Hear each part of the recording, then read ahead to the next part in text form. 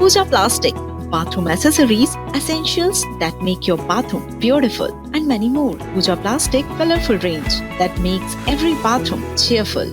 अंबिकापुर में भूमाफिया के हौसले बुलंद हैं। भूमाफिया राजस्व विभाग से सांठगांठ कर जलभराव वाले जमीन की भी रजिस्ट्री करा ले रहे।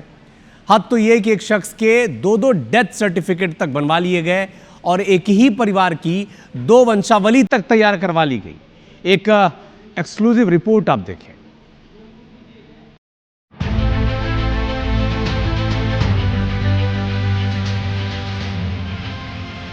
अंबिकापुर बस स्टैंड से लगा रिंग रोड तालाब इन दिनों सुर्खियों में है। इस तालाब के 57 डिसमिल क्षेत्र पर एक शख्स ने अपना हक बताया और इसे पाटना शुरू कर दिया। शिकायत के बाद जांच हुई तो IBC24 ने भी इसकी पड़ताल की। चौंकाने वाला खुलासा हुआ, दरअसल जलभराव का एक क्षेत्र पहले निस्तार के काम आता था।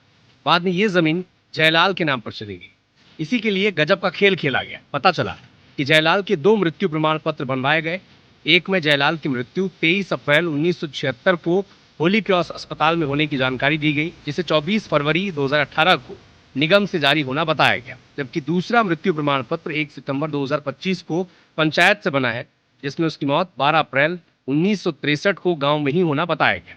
यही नहीं, जयलाल की जमीन को उसके वंशजों के नाम पर नामांतरण के लिए जो वंशावली दी गई है वो भी अलग अलग है। सामाजिक कार्यकर्ता कैलाश मिश्रा ने इस मामले में राजस्व विभाग की भूमिका को संदिग्ध बताया।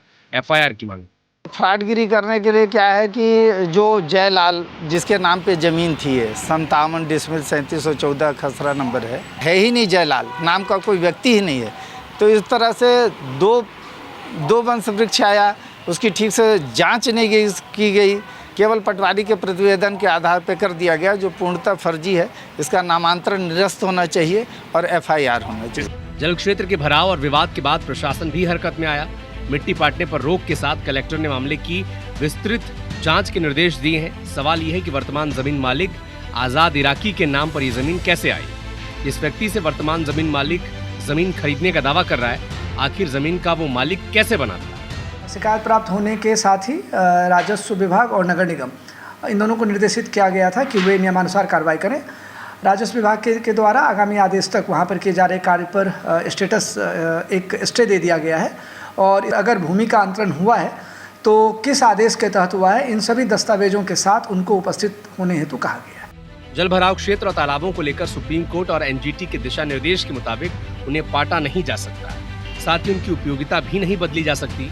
ऐसे में जांच के बाद किस तरह के खुलासे होते हैं और क्या कार्रवाई होती है, ये देखना बड़ा दिलचस्प होगा। अभिषेक सोनी, IBC24, सरगुजा।